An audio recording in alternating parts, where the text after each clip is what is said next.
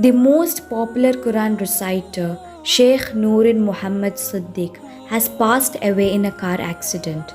As you all know, he is one of the most famous reciter of Holy Quran who melted millions of hearts just by his sweet voice with Qira.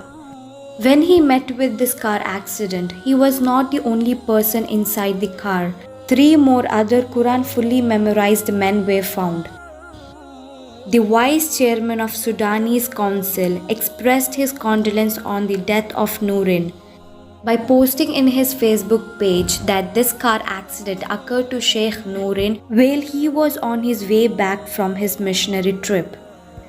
To know more about his life, let's begin the journey of Sheikh Nurani Muhammad al-Siddiq.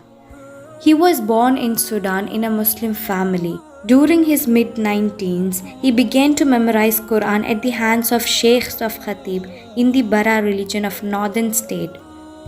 As the time passed, his voice transformed into so heartwarming that it attached thousands of worshippers to him during the month of Ramadan, and he eventually became the Imam of most famous mosque in the capital, Khartoum.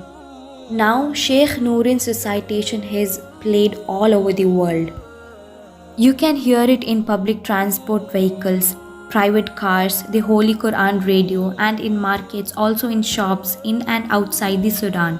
He also participated in several international competitions, mostly in Malaysia and Dubai, where he successfully won third international prize in reciting Holy Quran, between competition with 83 other countries. He is not only just to remember, but also loved deep in our heart. May Allah subhanahu wa ta'ala grant him Jannatul Firdaus. Ameen. Just because you're young and healthy doesn't mean death won't come to you. Death has no age restrictions. We should always be prepared. So, what's your choice?